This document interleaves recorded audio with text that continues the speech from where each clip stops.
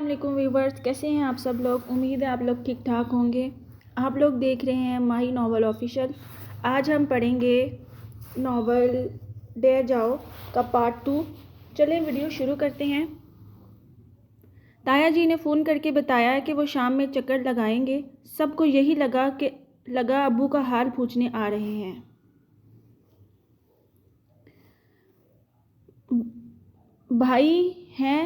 भाई हैं बैठेंगे, बातें करेंगे, दोनों का दिल बहलेगा। मगर ताया जी के आने का मकसद कुछ और ही था। यावर की शादी तो हो ही रही है, आप साथ ही हमें नवेरा की रुखसती भी दे दे। पहले वो खुद ही कहते थे कि अहद सेटल हो जाए, नवेरा एमफिल कर ले तो ही शादी करेंगे। घर की बात है, क्या जल्दी है। ये अचानक काया कैसे पलट गई। बीवी तो मेरी है ही नहीं, एक बेटी है जिसने भाभी की शादी की सारी जिम्मेदारी निभानी है। इसको घूंघट दिलवाकर कैसे बिठा दूँ। ऐसी जल्दी क्या है। यावर की खैर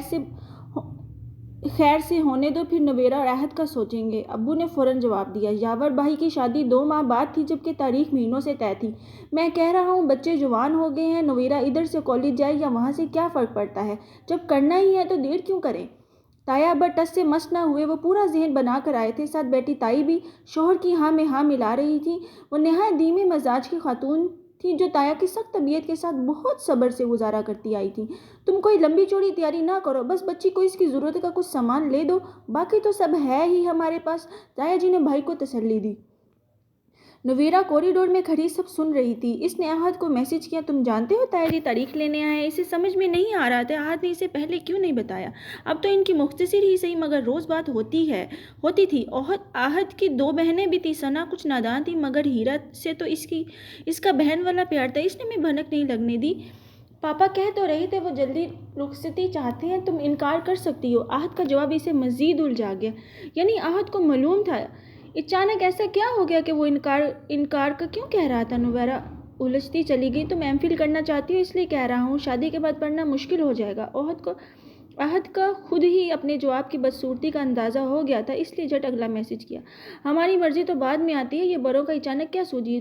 नवेरा ने जवाबन मैसेज किया। आगे से आहद ने एच के साथ एम की लंबी सी किताब भेज दी। कल होनी आज हो जाए, हर्ज क्या है, तुम्हारे भी फ़र्ज पूरे होंगे। ताया जी ने जोर दिया। नवेरा सोचने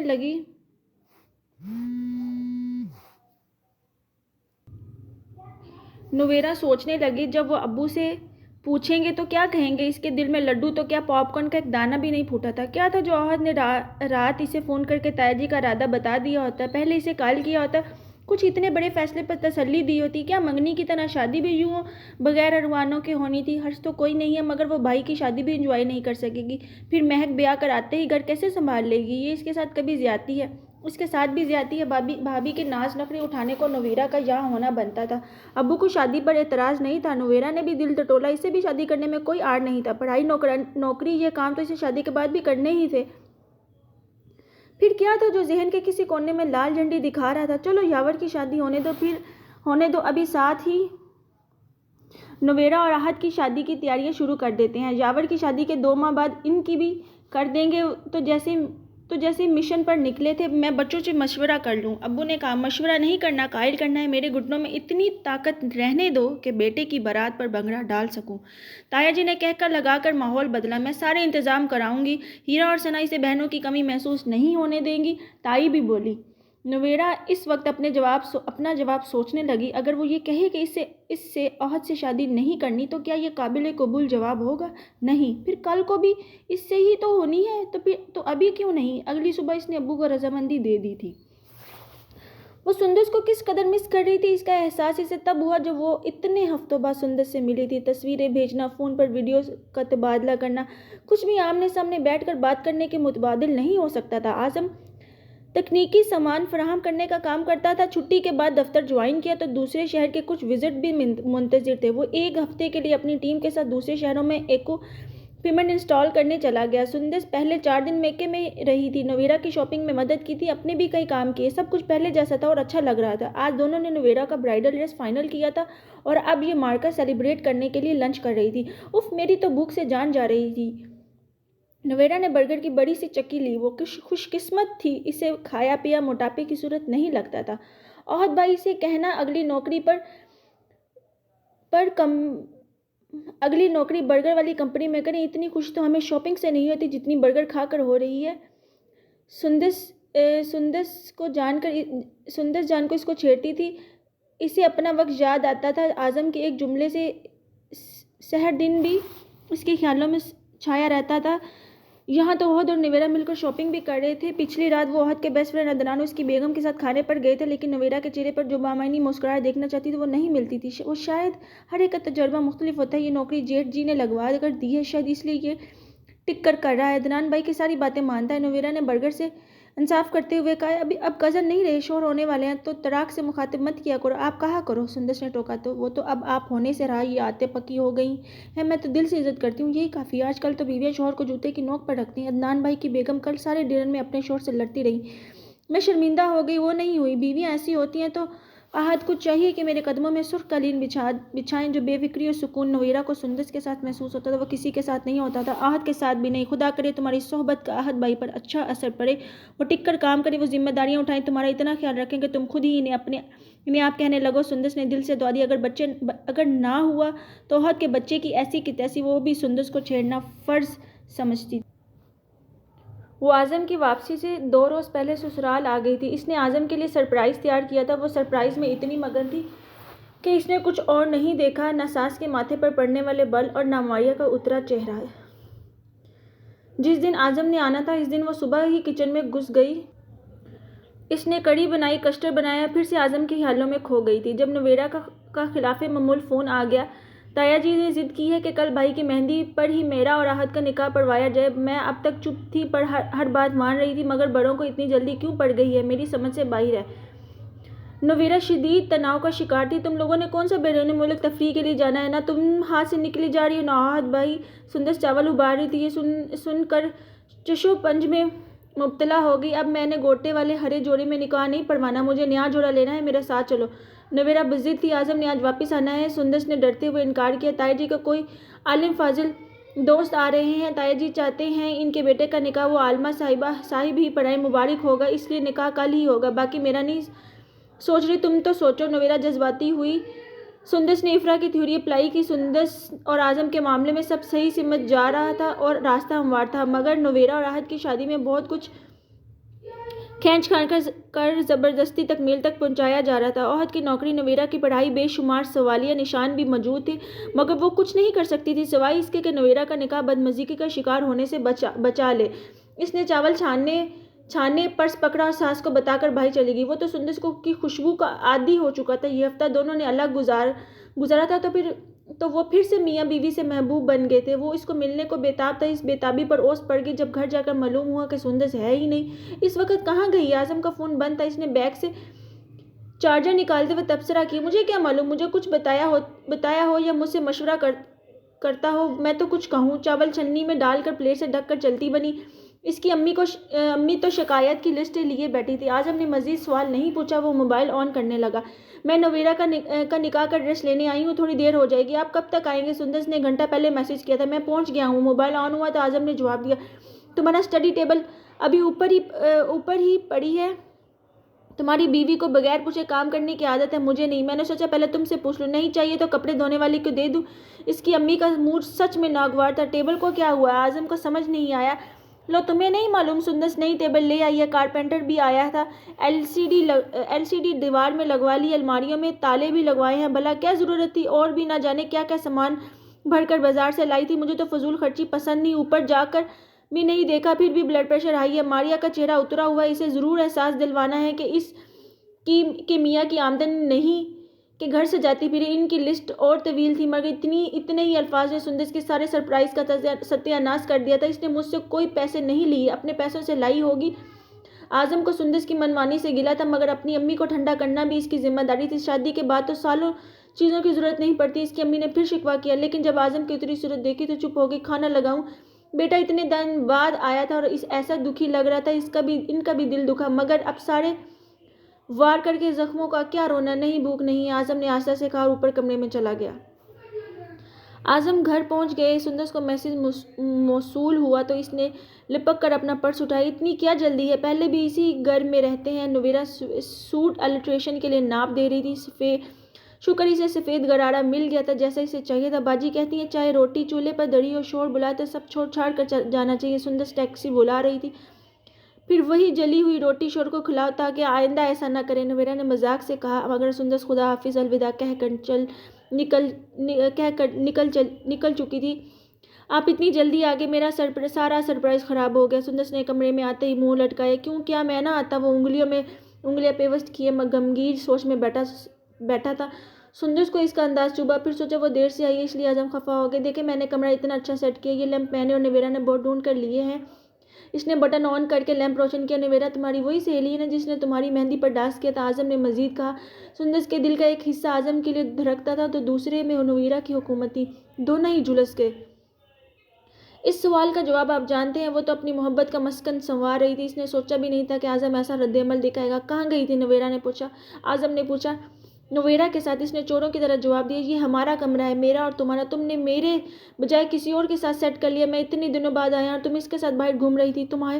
तुम्हें मेरा ख्याल नहीं था? इसने दुख से कहा। वो जानता था इसके रवैये की काट इस बात थी क्योंकि सुंदर के बचकानापन से इसके घर वालों को तकलीफ हुई थी। मगर गिला करते हुए इसने सारा जिम्मा सुंदर और उसकी चहेती सहेली पर डाल दिया था। मैं आपको सरप्राइज़ देना चाहती थी, सुबह से आपके लिए खाना बनाया। वो तो नवेरा का कल निकाह फिक्स हो गया, जल्दी में जाना पड़ा। सुंदर का दिल किया रो दे। तुम अब एक शादीशुदा औरत हो, जिम्मेदारियों का एहसास किया करो। घर देखो, अम्मी को टाइम दो। लेकिन तुम मेरे जाते ही अपनी चचोरी सहेली के साथ घूमने चली गई। वो किन अल्फाज में शिकवे करता कि इसकी अम्मी पर कोई उंगली ना उठती। वो सुंदर को गाली दे देता तो इसे इतना दुख ना होता, मगर इसने नवेरा को बुरा कहकर हद पार कर दी थी। सुंदर ने सर झुकाया और रो पड़ी। इसने अपनी सलामी के पैसे लगाकर कमरा सजाया था। इन दोनों के वलीमे की तस्वीर लार्ज करवा कर दीवार पर लगाई थी। छत के कोने से सिप्पियों वाला विंड चार्म लटक रहा था, लेकिन आजम के रवैये ने इसे मायूस कर दिया था। वो रॉट आयरन की टेबल पर सड़ कर रो दी। आजम को रंज हुआ, मगर वो मर्द था। इसके आंसू से इसे जितनी भी तकलीफ हो, बीवी की मनमानी को सबक आमोज बनाने की इसने ठान ली थी। आजम की अम्मी का आधे से ज़्यादा गिला तभी दूर हो गया था जब इन्हें मालूम हुआ था कि सुंदर ने अपने पैसे लगाए। फिर सूजी आंखों वाली सुंदर और उतरे चेहरे वाले आजम को देखकर इन्हें मजीद अफसोस हुआ। बहू खुश रहेगी तो ही बेटा भी खुश रहेगा। सुंदर की चाह से बनाई कड़ी बासी हो गई। ना आजम ने खाई ना सुंदर ने। नवीरा के निकाह की बिद बट गई। यावर भाई की मेहंदी भी सज गई। सुंदर बेआवाज़ रोई लेकिन गई नहीं। जो भी था वो अपने शोर को मजीद नाराज़ नहीं करना चाहती थी। आजम ने एसी चलाकर हवा का रुख ऐन अपने सर पर कर लिया। वो जानता था सुंदर को इससे चिढ़े। सुंदर इसके पास बेड पर ही बैठी थी। वो उठकर बाथरूम में चली गई। वापस आई तो इसने भी जानकर बाथरूम का दरवाज़ा आधा खुला रहने दिया, क्योंकि ये बात आजम को नापसंद थी। वो दोनों अपने अब भी बगैर बोले झगड़ रहे थे। आजम ने मैच लगा लिया। सुंदर ने मोबाइल वीडियो चलाकर आवाज़ ऊंची कर ली। सुंदर के करीब पड़ी पानी की बोतल उठाई और गटागट पीने लगी। एक हाथ से इसको देखते हुए वो पानी पी रहा था तो इसे ज़बरदस्त इच्छू लगा। खांसने के वार ने मुंह फाड़कर पानी बाहर फेंका। वो बेबसी से खांसी जा रहा था। सुंदर दौड़कर पास पहुंची तो इसकी कमर से लाने लगी। ध्यान से सांस ले। इसने झट 2 टिश्यू पेपर निकालकर आजम को तमे अब ठीक हूँ इसने हामते हुए तसल्ली दी। सुंदर का ध्यान अपने हाथ पर गया जो अब भी आजम के कंधे पर दर्द था। इसको याद आया कि वो नाराज़ थी। अपने तासरा छुपाकर दूर कुर्सी पर जा बैठी। तुम भी पानी पियो, गुस्सा खांस दो, मेरा मतलब थूक दो। आजम ने शरारत से कहा। गुस्सा तो आप करते हैं, मैंने तो प्यार ही किया था। सुंदर फिर रो देने थी। देखो सुंदर, ये तुम्हारा कमरा है, ये घर तुम्हारा, मगर इतने बड़े काम करने से पहले किसी बड़े से पूछ लेना चाहिए। तुमने कारपेंटर बुला लिया। इसने घंटों कमरे में शोर किया। मारिया भाभी के बच्चे छोटे, इनकी रात भी बेआरामी गुजरती है। अम्मी के सर में भी शोर से दर्द हो गया था। वो बेड से उठकर वापस पास वाली कुर्सी पर आ गया। सुंदर को लम्हा लगा। वह समझ गई कि घर वालों की तरफ से इतराज़ आया है। यही आजम पहले बता देता तो वो समझ जाती। मतलब आपको बुरा नहीं लगा कि आपके घर वालों को लगा है? इसने मजीद वजाहत चाहिए। कुछ बुरा तो मुझे भी लगा था। आजम ने इसके दोनों हाथ अपने हाथों में लिए। फिर जब दीवार में लगी LCD देखी तो अच्छा लगा। कमरा इतना खुला हो गया। वो प्यार और मोहब्बत से मनाता रहा। सुंदर को भी कौन सा इसकी दूरी पसंद थी, वो मानती रही। चलो अब मूड ठीक है तो वो सब घर वालों को बाहर खाने पर लेकर जाना चाहता था। ठीक है, लेकिन मुझे नवेरा के भाई के वलीमे पर जाना। आपकी नाराज़ी में नवेरा का निकाह भी मिस हो गया। इसने छूटते ही नवेरा का साथ मांगा। आजम की गिरफ्त इसके हाथ पर ढीली पड़ गई। मर्दों की सौतन नहीं होती। अगर हुआ करती थी तो बिल्कुल ऐसा एहसास होता जैसे इसे हो रहा था। तैयार हो जा, मैं छोड़ आता हूँ। पहले लड़ाई की सुलह का एहतमाम भी ना कर सका। सुंदर उठकर तैयार होने लगी। यावर भाई की शादी के 2 माह बाद ही नवेरा की शादी का दिन भी आ पहुंचा। सुंदस ने पूरे घर में महीने भर से ऐलान कर रखा था इसने जाना है, कहीं यावर भाई की शादी की तरह ये फंक्शन भी मिस ना हो जाए। आजम को दफ्तरी मसरूफियात थी। सुंदस ने भी जानकर आजम को साथ आने को कहा था। नवीरा के घर का माहौल मुख्तलिफ था। मेहंदी के रोज़ भी आहत भाई ने पिंक रंग की काम वाली अचकन पहन रखी थी। इसके दोस्त अदनान भाई ने वैसी अचकन नीले रंग में पहनी थी, वो फिर भी मुनासिब लग रही थी, मगर नी पिंक अचकन तो तौबा थी। अब अगर इस फंक्शन में आजम भी आ जाता तो न जाने क्या बातें नोट करता। नवेरा अभी भी कॉलेज जा रही थी, इसलिए बेतहाशा सहेलियाँ मौजूद थी। सब ने मेहंदी पर खूब मज़ा किया। बारात पर वो नवेरा की बलाएं लेती रही। वलीमे पर इसके चेहरे पर नई शादीशुदा दुल्हन वाली लाज उसे ढूंढने से भी नहीं मिली थी, लेकिन वो खुश थी। हादी इसके कंधे पर हाथ रखकर तस्वीरें उतरवा रहा था। इसकी नंद हीरा भंवरे की तरह इसके आगे पीछे फिर रही थी। इसके साथ ने बहुत चाह से सब इंतज़ाम किए थे। बहुत अच्छा फंक्शन गुजरा था। नवेरा अपने घर की हो गई थी। इब्तिदा में इसकी और नवेरा की बाकायदा बात होती थी। आहद मियाँ भी अजीब मियाँ थे। वलीमे के अगले रोज़ दफ्तर के काम से कराची चले गए, वो भी अकेले। फिर वापसी हुई तो नवेरा की बातों में शोर की छेड़छाड़ का अक्स नज़र आने लगा। सुंदस को खुशी हुई और वो नवीरा की तरफ से बेफिक्र होगी। बाज़ औक़ात रिश्ते के तकाजे इतने वजनी हो जाते हैं कि दोस्ती निभाने का वक्त ही नहीं मिलता। सुंदस की सास बीमार हो गई थी। ब्लड प्रेशर शुगर तो पहले ही था, अब दोनों दूसरे मसलों ने भी सर उठा लिया था। आजम डॉक्टर्स के चक्कर लगाता फिर रहा था। कुछ रातों में इनको इतनी बेरामी होती थी कि सुंदस को इनके साथ जागना पड़ता था। थोड़ी सी बीमारी संभली तो एहसास हुआ महीनों गुजर चुके हैं।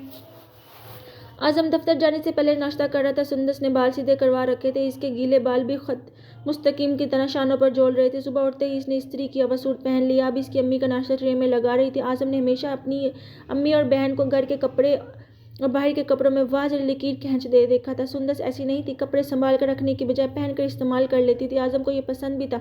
मारिया भाभी का भी तीसरा बच्चा हुआ था। सुंदस पर बहुत ज़्यादा जिम्मेदारियाँ आ गई थी। रात दोनों ने एक मुश्किल फैसला बहुत आसानी से कर लिया था। वो मज़ीद 1 साल अपने बच्चे के बारे में नहीं सोचेंगे। ये फैसला खुशी से नहीं मसलतन हुआ था। इसकी अम्मी को तवज्जो की ज़रूरत थी। आगे इनकी सर्जरी होनी थी। अभी वो दोनों जवान थे। साल गुजरते हुए देरी कितनी लगती। आजम ने कहा। सुंदस ने समझ लिया। इनकी क्लासेस ख़त्म हो गई थी, मगर रिसर्च पेपर के लिए अब वो अभी यूनिवर्सिटी जा रही थी। लाइब्रेरी में रिसर्च करने के बाद वो अपने कोऑर्डिनेटर से इसने इनसे डिस्कशन लंबी होगी। वो ख़त्म करने के बाद तकरीबन दौड़ती हुई बाइक गेट तक आई और ना जाने कब से इंतज़ार कर रहा होगा। बेशक इसकी नौकरी छूट गई थी, मगर वो शोहर था, इसका इंतज़ार करवाना ठीक नहीं था। नवेरा गेट पार करके नज़र दौड़ाने लगी। इसे याद कहीं नज़र नहीं आया। इसने कॉलम लाई। आहद ने फ़ोन नहीं उठाया। वो पलट कर वापस अंदर आ गई। इंतज़ार करने लगी कहीं वो नाराज़ होकर वापस तो नहीं चला गया। इतने में इसका फ़ोन बजने लगा। मैं तुम्हें लेने नहीं आ सकता, तुम ऐसा करो बस पर आ जाओ, मैं नौकरी ढूंढने के लिए निकला हूँ। आहद ने कहा बस मैं कैसे आ जाऊँ, ताई जी इजाज़त नहीं देंगे। वो डर गई। कुछ नहीं होता, तुम घर चली जाओ, मुझे अभी वक्त लगेगा। इसने ये कहकर फ़ोन बंद कर दिया। नवेरा डरते हुए बस में सवार हुई थी, क्योंकि बस में सफ़र करने की इनको इजाज़त नहीं थी। नवेरा सारे रास्ते याद करती थी कि ताया जी इनके लिए बस में सफ़र करने के लिए किस हद तक खिलाफ थे। वो हमेशा कहते थे लड़की अपनी गाड़ी में आया जाया करें, वरना लोग क्या कहेंगे। घर में खाना खाने के पैसे हो ना हो, गाड़ी में पेट्रोल और ड्राइवर की तनख्वाह के पैसे ज़रूर अदा किए जाए, वरना कोई ज़रूरत नहीं लड़कियों को पढ़ाने की। अब इनका अपना बेटा ही इस जिम्मेदारी उठाने की बजाय बहू को बस में सफ़र करवा रहा था। कोने खुदरा में मौजूद वो लोग जो इन्हीं की ही बहू बेटियों को कुछ कहने को जमे थे, इस रोज़ न जाने कहाँ थे। घर पहुंचकर वो फ्रेश हुई, किचन में आ गई। घर की सबसे बेजर हस्ती यानी आलिया ताई मुलाजमा को हदायत देने आई थी कि खाना लगा दे, मैं प्लेटें लगा देती हूँ। ताया जी घर पर ही हैं? इसने पूछा। हाँ, आज खाने के बाद जाएंगे। और तो सुबह का निकला हुआ अदनान से मिलने गया। आलिया ने हांडी चखते हुए कहा। नवेरा प्लेटें उठाए रुक गई। अदनान भाई के पास कोई नौकरी के सिलसिले में? इसने पूछा। अदनान ने पिछली नौकरी लगवा कर दी थी, इसने छोड़ दिया। वो कहीं रिकमेंड नहीं करने वाला, संजीदा ही नहीं होता, अपना टारगेट पूरा ही नहीं किया था। वो एक लफ्ज़ बोलकर लहजा भर रुकती, फिर अगला लफ्ज़ बोलती। इनका यही अंदाज़ा। नवेरा इनका मुंह तकती रह गई। इसको तो आहद ने यही बताया था कि डाउन साइजिंग हो रही है, इसलिए नौकरी से निकाल दिया गया। वो तो अब समझ में आया कि इसने मोबाइल नेटवर्क की सिमें बेचने के लिए मेहनत ही नहीं की थी। वो अब भी किसी नौकरी के लिए नहीं गया था, वो भी सारा दिन घर से बाहर रहने का मकसद क्या था। वो मज़ीद बज़मज़ा हुई और बेदिली से टेबल लगाने लगी। ताया जी आए, खाना शुरू किया। आहद की तरह ताया जी के चेहरे से भी पहले वाली सारी शुगुफ्ती और उतावलापन झट चुका था। ताया जी भी ऐसे ही पेश आते थे जैसे नवेरा इसके सर पर ज़बरदस्ती मुसल्लत की गई। आज आहद ने मुझे कहा कि बस में आ जाओ, मुझे सीट भी नहीं मिली, मैं आधा घंटा खड़ी होकर आई हूँ। नवेरा ने आहद को मज़ा चखाने की से शिकायत लगाई। अपना गुस्सा ताया जी के तवस्सुत निकलवाना चाहती थे। ताया जी जबरन अकड़ाए आखिरी नवाला चबा रहे थे। आहद की बात सुनकर गुस्से में आ गए। नवेरा खुश हुई। आज तो आहद की खैर नहीं, जब तुम अपना काम सही तरीके से नहीं करोगी फिर तुम्हारे शोहर को क्या पड़ेगा तुमसे मिलने के लिए भाग कर आए। ताया जी ने गुस्से से प्लेट में हड्डी फेंकी और इसे ही डांटा। फिर पानी पी और चलते बने। नवीरा समझ नहीं सकी कौन सा ऐसा काम है जो वो पूरा नहीं कर रही। आज इतनी देर से आया, गोया तसल्ली करके आया हो कि नवीरा सो चुकी होगी। नवीरा ट्रे लगाकर खाना ऊपर ही ले आई। इसे गीले शिकवे दूर करने के बजाय इसने ताया जी की शिकायत का दूर करना अहम समझा। तुम सो जाओ, मुझे ज़रूरी फ़ोन करना है। आज खाना खाकर टेरेस पर निकल गया और फ़ोन पर बात करने लगा। नवीरा को ऐसा लगा जैसे इसे ठुकरा दिया गया हो। वो हिसाब लगाने लगी। इनके रिश्ते में ताल्लुक बनने से ज़्यादा ताल्लुक ठुकराया जाता था। फिर भी वो आहत के आने तक जागती रही। और बहुत देर बाद आया, करवट बदल कर सो गया। नवीरा ने चादर पकड़ी और ऊपर थोड़ी तक तान ली। वक्त तो कीमती होता है, इसे संभाल कर इस्तेमाल करना होता है, लेकिन इसका वक्त इतना कठोर हो गया था कि इसका दिल करता था कि आंख कान लपेट ले और वक्त तेज़ी से गुजर जाए। ये सिर्फ एहसास तन्हाई नहीं था जो आहत ने इसे बख्शा था, ये एहसास जिल्लत था, एहसास रसवाई था जो रोज़ बरोज़ काट रही थी। इसे लग रहा था इसका सर फट जाएगा। आहद इससे दूर रहने के बहाने ढूंढता था, जैसे इसके साथ एक कमरे में रहने लगेगा तो जल बुन कर राख हो जाएगा। वह तन्हा तड़पती रातों में फर्श पर तरशी बैठी रहती थी। एक बार फिर सोचने की कोशिश कर रही थी कि इसके साथ हुआ क्या था। शादी की पहली रात थकावट थी। अगले रोज़ वो कराची चला गया था। फिर कहती कि फिर गिनती के कुछ अच्छे दिन आए थे। इसने शोहर की मोहब्बत का पहला नवाला ही चखा था तो शोहर ने दूर रहने के बहाने तलाश करने शुरू कर दिए। इसे इसरार कर करके मेके बेचता था। चचा बीमार है, तुम्हारी पढ़ाई है। फिर ताया जी को मालूम हो गया। इसने सख्ती से पाबंदी आयद कर दी, चाहे आधी रात को वापस आना पड़े। नवीरा रात घर के बाहर नहीं गुजारेगी। ताया जी इसे हौद की तरफ धकेल रहे थे। हौद को तो इसकी मौजूदगी में दम घुटने लगा। आहत के मामू बीमार थे, पहले ऑपरेशन हुआ, फिर इनके ही घर में गेस्ट रूम में रह रहे थे। आहत ने पहले अस्पताल में ड्यूटी दी, फिर रात इनके कमरे में बिस्तर डालकर सोने लगा। मामू को ज़रूरत होगी। मामू भी कहते कि मुझे कोई ज़रूरत नहीं, घर में ही हूँ, ठीक ठाक हूँ, फ़ोन मेरे पास है। मगर आहत नहीं मानता था। ताया जी गुस्सा करके ऊपर भेज भी देते तो वो मुँह फेर कर सो जाता। इसने नवेरा से प्यार से बात करना छोड़ दी थी। कहीं प्यार से बात की तो इसके तकाजे न भर जाए। नवेरा को शक हो रहा था और इसका शक इस रोज़ यकीन में बदल गया जब अदनान की बीवी मेके चली गई थी। वो गेट के बाहर बेल बजा रही थी। आहद इसे सुबह साथ लेकर निकलता था, कभी खाला की तरफ छोड़ देता, कभी इसकी कज़न आपा की तरफ के दिन गुजार लो। वो बिन बुलाई मेहमान बनकर सवेरे ही रिश्तेदारों के घर आ धमकती। आहद का खुद जलील करना जैसे काफ़ी ना रहा हो, अब दूसरों को भी इसके कारखैर में हिस्सा मिलने लगा। आज वो इसे इसके अब्बा के घर छोड़कर खुद चला गया था। नवेरा जानती थी वो यकीनन अदनान भाई से मिलने गया है। अजीब नफसियाती माहौल था इनकी ज़िंदगी में। कभी बहुत प्यार से खाना खिलाने लेकर जाना तो मालूम होता तो दो दोस्त और भी आ रहे हैं। नवेरा लड़कों के साथ नवाले तोड़ती, अजीब लगती। कभी नवेरा की सीनियर या कज़न आ जाती तो इससे ज़्यादा आहद इनसे घुल मिल जाता। काली स्याह मूछे दाढ़ी ना होते थे तो इसकी मर्दानगी ढूंढने से भी नहीं मिलती थी। बेटा नवेरा, तुम इसके अब्बू ने दरवाज़ा खोला। वो बटुआ लिए कहीं जाने की तैयारी कर रहे थे। तुम्हारे खुर्शीद अंकल गुजरांवाला जा रहे हैं, मुझे बोले साथ चलो। मैंने हामी बढ़ ली है कि इस बहाने बाहर निकलूंगा। मुझे मालूम नहीं था तुम आ रही हो, मैं इन्हें मना कर देता हूँ। अब्बू ने बहुत अरसे बाद पैंट शर्ट पहनी थी और काफ़ी एक्टिव लग रहे थे। नहीं, मैं थोड़ी देर के लिए आई हूँ, अभी चली जाऊँगी, आप प्रोग्राम कैंसिल ना करें। इसने अब्बू को खूब तसल्ली देकर भेज दिया। खुर्शीद अंकल अब्बू को लेने आए तो इसके सर पर हाथ रख कर कहा, जीती रहो। नवेरा अंदर तक हिल गई। खुशियाँ और इज्जत की दुआ दें, इनके बगैर जीना नहीं कारनामा है। फिर वो लाउंज में बैठी महक भाभी का दरवाज़ा तकती रही। अपने कमरे से वो किताब ले आई थी मगर पढ़ने में दिल नहीं लग रहा था। इसका साइज़ सालों से नहीं बदला था। इसका दिल किया वो पुराने कपड़े पहनकर अपने बिस्तर में घुस कर सो जाए, मगर नींद भी एक लग्जरी हो गई थी। फिक्रें वो भी इस पर मेहरबान नहीं होने देती थी। इस फारिग वक्त में इसने सुंदर को फ़ोन में ला लिया। असल बात इसने अभी सुंदर को भी नहीं बताई थी, मगर इसके अल्फाज दिल के झंझलार लफ्ज़ों में परो देते थे। वो आहत का जिक्र वाज़िया चिड़चिड़े अंदाज में करती। सुंदर बड़े अरसे से सुन रही थी कि वो आहत की कैसे बुराइयां करती है। खाने के वक्त घर पर होता ही नहीं, अगर होता है तो खाने को ऐसे सूंघता है जैसे जानवर। नवेरा ने चिढ़कर याद किया, देखो नवेरा, तुम अपने शोहर की इज्जत नहीं करोगी तो कोई तुम्हारी भी नहीं करेगा। औरत शोहर के नाम से पहचानी जाती है। आहत भाई का जिक्र ऐसे ना किया करो। सुंदर ने अपना वक्त याद किया। इसकी छोटी खुशियाँ भी चेक पॉइंट से गुजर कर इसको मिला करती थी। आजम भी कैसे घर वालों की बातों में आ जाता था। इसने सब्र किया तो सब ठीक हो गया। आज घर का सा इंतजाम इसके पास था। नवेरा को भी सब्र की जरूरत थी। शोर कमाता ना हो तो भी शोर रहता है। इसके बाद सुंदर अपनी सास का हाल बताने लगी। नवेरा चाहकर भी बता नहीं सकी वो किस हाल से गुजरी। वो हाथ पर एक उंगली उठाती तो चारों उंगलियां इसकी तरफ उठ जाती। अगर वो सुंदर को कसूरवार लग रही थी तो दुनिया में किसी को भी लग सकती थी। महक भाभी कमरे से निकली तो नंद को देखकर इनका मुंह लटक गया। इनका अपनी अम्मी के घर जाने का प्लान था, वो भी रिश्तेदार आ रहे थे। नवीरा ने मुस्कुरा कर कहा वो इसे रास्ते में घर छोड़ दे। महक ने नाश्ता बनाया, दोनों ने मिलकर चाय पी, बातें की। फिर महक नवीरा को छोड़ते हुए आगे चली गई। 2-2.5 घंटे में वापस भी आ चुकी थी, इसलिए सोचा क्या क्या ऐलान करे। वो सीधा ऊपर चली गई, इसे नौकरी कर लेनी चाहिए, जिंदगी कुछ तो गुजरेगी। मगर इसने कहा तो ताया जी ने मना कर दिया कि लोग क्या कहेंगे। वो सोचों में गलता कमरे की तरफ जा रही थी। कमरे का दरवाज़ा बंद था, अंदर से साउंड सिस्टम की आवाज़ आ रही थी। वो मज़ीद करीब गई। दरवाजे के नीचे से महक में सिगरेट की बू लाजमी शामिल थी। क्या ओहद घर में था? ऐसा क्या काम था जो घर में इसकी मौजूदगी में नहीं हो सकता था? नवीरा ने दरवाजे से कान लगाई। ये इसका अपना कमरा था, लेकिन वो सजावार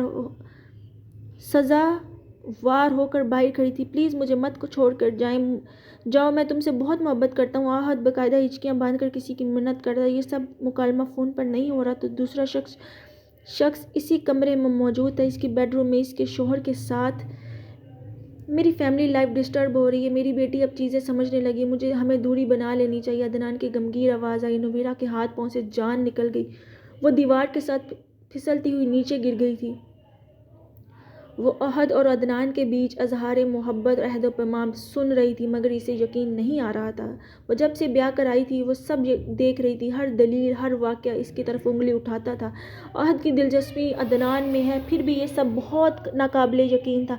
अहद अब अपने मोहब्बतों के दावों में मिसालें दे रहा था। कहाँ इन दोनों ने अपनी मोहब्बत समेटी थी। कैसे ताया जी पर यह राज खुला था। उन्होंने अहद को जान से मार देने की धमकी दी थी। अहद फिर भी अपनी मोहब्बत से पीछे नहीं हटा था। नवीरा अभी सिर्फ सुन रही थी तो इसे इतनी घिन आ रही थी कि दिल कर रहा था कहीं से छलांग लगाकर ख़ुद को ख़त्म कर ले। वो इस मालूमात के साथ ज़िंदगी नहीं गुजार सकती थी। जिस्म में जान आई तो फर्श पर बैठ गई। कुछ और हिम्मत हुई तो बच्चों की तरह खिसक कर दूर चली गई। या अल्लाह, ये कैसी आजमाइश थी। किसी औरत का चक्कर होता तो अपने बाप को टूटे जुमलों में कुछ बता तो सकती थी। ये नामर्दगी वो कैसे दुनिया को बताएगी। इसके शोहर को इसके नस्वानी वजूद में दिलचस्पी नहीं थी। सारे सवालों के जवाब कमकमों की तरह इसके दिमाग में रोशन हो रहे थे। अदनान की बीवी ने बगैर लिहाज के डिनर में कैसा झगड़ा किया था। तब नवीरा शर्मिंदा हुई। अब इसे नज़र आ रहा था वो झगड़ा आहत को सुनाने के लिए था। वो अदनान के पर्दे में इसे आहत से लड़ रही थी। दीवार से टेक लगाकर इसने अपने वजूद को अपने हसार में लेना शुरू कर दिया। दबक कर बैठ गई। मेहंदी पर आहत ने पिंक पहना था, अदनान ने ब्लू। वो तब समझ जाती। वो लड़कियों से पल भर में बेतकल्लुफ़ हो जाता था। सनफ नाजुक से इसकी गाड़ी जलती थी क्योंकि वो इन जैसे एहसासात रखता था। वो कितनी देर बैठी रही। नवीरा भाभी आप इधर क्या कर रही? हीरा इसे अपने कमरे में से निकली तो वीरा की हालत देखकर इसने आहत के कमरे की तरफ देखा। इसके चेहरे पर लिखा था वो इस हकीकत को बहुत पहले से जानती थी। वो इस सच के साथ बड़ी हुई थी। आलिया ताई से पहले इसको मालूम हुआ होगा। अपने जहनी सुकून के लिए इसने अरसा हुआ इस हकीकत को कबूल कर लिया था। आओ नीचे चलते हैं। हीरा ने सहारा देकर इसे उठाया नीचे ले जाने लगी। साथ वाले कमरे में इसकी बहन थी। नीचे माँ और दादी मौजूद थी और वो शख्स इससे वो सोचा नहीं जा रहा था वो जो हद करता आ रहा था। वो नीचे आई तो तालिया ताई अपने धीमे अंदाज में खानसा माँ को इजाफी रोटियाँ बनाने का कह रही थी क्योंकि अदनान आया हुआ था। आहद ने नवीरा को छोड़कर अदनान को पिक किया था। इतने दिन से वो नवीरा को रिश्तेदारों के लिए कि यहाँ भेजकर यही कह रहा था कि अदनान नीचे आलिया ताई से मिलकर ऊपर गया था। ताया जी दफ्तर में पुरसुकून थे क्योंकि नवीरा आहद रात घर पर होते थे। दिन के कारनामे इन्हें मालूम नहीं थे। जिसको मालूम थे वो अदनान के लिए रोटियां पकवा रही थी। नवीरा हमेशा आलिया ताई को सॉफ्ट स्पोकन बेज़र औरत समझती थी। आज वो दोगली बुज़दिल और गुनाहगार लग रही थी। अभी इन्हीं हाथों से ट्रे सजाकर वो बेटे और इसके मेहमान को भेजेंगी। इस दुनिया में सबसे तकलीफ दा मंजर लोगों के असली चेहरे देखना है। नवीरा इसी तकलीफ से गुजर रही थी। वो दफ्तर से वापस आया तो सुंदर घर पर नहीं थी। वो मुलाजमा के साथ इसकी अम्मी को पार्क लेकर गई थी। इसके दिल में सुंदर की मोहब्बत फूटने लगी। इसकी अम्मी से जब भी नामुमकिनात में से लगती थी और वो भूलने लगी थी। इसने हिम्मत छोड़ दी थी। सुंदर की मंचली तबीयत और बातूनी मजाद इनके लिए दवाइयों से ज़्यादा मौसर साबित हुआ। पार्क में आस पड़ोस की दूसरी औरतों से मिलकर अम्मी ताज़ा दम हो जाती। इनकी वालदा मारिया भाभी ने पहले बच्चे की पैदाइश के बाद फौत हुए थे। अब इतने साल बाद अम्मी शाम के वक्त क्रीम लगाकर कपड़े बदलने लगी। वो अपना ख्याल रखने लगी तो ठीक होती गई। आजम सुंदर की याद में बाहर पोर्च और लॉन के बीच टहल रहा था। किचन की खिड़की लॉन में खुलती थी। कुछ देर बाद सुंदर आगे पीछे मुलाजमा और अम्मी भी आ गई। मैं अब आंटी की तरकीब से खीर बनाऊंगी, सुंदर बोलते हुए आ रही थी। कल तुम कुछ बना कर ले जाना, चाय पर गपशप हो जाएगी। अम्मी ने कहा। हवा सारी खवातीन ही मिलने मिलाने की शौकीन थी। थर्मस में चाय बना कर ले आती। पार्क में बैठकर मिलकर पीती थी। अस्सलाम वालेकुम। आज़म ने दूर से ही कहा। सुंदस वहीं रुक गई। अपने मजाजी खुदा की रोमानी मुस्कुराहट देखी। कैसे हो बेटा, आज वक्त से आगे मैं ज़रा जूते बदल लूँ। अम्मी प्यार देकर अंदर चली गई। सुंदस वहीं खड़ी इसकी मुस्कुराहट टटोल रही थी। तुम रोज़ बरोज़ मुझे अपना मकरूज कर रही हो। मैं बेटा होकर वह सब नहीं कर सका जो तुमने बहू होकर कर दिया। आज़म ने तन्हाई का फ़ायदा उठाते हुए इसके कंधे पर हाथ रखा। आप इसलिए नहीं कर सके क्योंकि आप आदमी हैं। ये तो औरतों की महारत है कि रौनकें बिखेर देती हैं। सुंदस अदा से मुस्कुराई। चलो तुम्हें शॉपिंग पर ले चलूँ। आज़म ने कंधा छोड़कर बाजू पकड़ा। इतनी मेहरबानी किस खुशी में। सुंदस आज तोहफों से नहीं लफ्ज़ों से इस्ताइश चाहती थी क्योंकि लफ्ज़ों के मामले में आज़म नहायत कंजूस था। मेरे जैसा अच्छा इंसान तुम्हारा शोहर है तो हर वक्त खुशी मनानी चाहिए। आज़म ने कॉलर खड़ा करके इसे तंग किया। अगर आप समझते हैं आप इतनी आसानी से छूट जाएंगे तो आप नासमझ हैं। मैं अपनी हर कुर्बानी का सिला वक्त आने पर अच्छे तरीके से लूँगी। सुंदस कहते हुए आगे बढ़ रही थी और आज़म दीवार के साथ लग रहा था। जब इनके बीच में से सारा फासला ख़त्म हो गया तो सुंदस ने उसको गुदगुदी की और अंदर भाग गई। आज़म इसे पकड़ने के लिए पीछे लिपका। अंदर जाते ही इसकी नज़र किचन की तरफ गई। मारिया भाभी कुछ पका रही थी। कुछ देर से इस खुली खिड़की के सामने मौजूद थी जो लान में खुलती। आज़म को शर्म आई मगर शर्मिंदगी नहीं हुई। इसकी अपनी बीवी थी तो क्या वो बीवी से रोमांस भी ना करे। बड़ी भाभी को बुरा लगेगा। जब वो अपने कमरे में दाखिल हुई तो सोचकर वो फट पड़ी कि इसने हाथ पर चलाना शुरू कर दी। वो बेयकीनी से सुनी बातें दोहरा रही थी। ऐसा कुछ नहीं याद है, साफ इनकार किया। मैंने खुद सुना है तुम इसके पाँव पड़ रहे थे। तुम्हें छोड़कर ना जाए। नुवीरा को इसके सफ़ेद जुड़ पर यकीन नहीं आया। मैंने ये तो नहीं कहा था कि मैं तुम्हें छोड़ना चाहता हूँ। हाँ, तुम तो जैसे हमारे रिश्ते से तंग आ गई। आहद ने डटाई से कहा। नुवीरा ने इसकी शक्ल देखी। इस रिश्ते में मेरे लिए है ही क्या, मैं क्यों ना तंग आऊँ। तुमने ये ज़मीन, ये ज़िंदगी, सब कुछ तो मुझ पर तंग कर दिया। नुवीरा को यकीन नहीं आ रहा था ये सारा जहन्नुम इसके अपनों ने इसके लिए तैयार किया है। तुम तो बड़ी पाकबाज बनती थी, अब क्या हो गया। शोहर को रिझाने में नाकाम हो गई तो मुझ पर चला रही हो। तुम अपनी नफसानी ख्वाहिशात को काबू करने की कोशिश करो। औरतों के लिए मुश्किल बात नहीं होती। आज सर से पांव तक गुनाहगार था लेकिन उंगली उस पर उठा रहा था। नुवीरा शौक में चली गई। ये माशरे में कैसी सोच चल रही थी। अगले कई दिन वो चुप रही। आहद ने इसे बोलने लायक छोड़ा ही नहीं था। चलिए वीडियो को यहीं एंड करते हैं। नेक्स्ट पार्ट हम नेक्स्ट वीडियो में पढ़ेंगे। तब तक के लिए दे इजाज़त। अगर आपको वीडियो अच्छी लगी हो तो प्लीज़ वीडियो को लाइक ज़रूर कर लीजिएगा और मेरे चैनल को सब्सक्राइब कर लीजिएगा। Thank you so much. अल्लाह हाफ़िज़।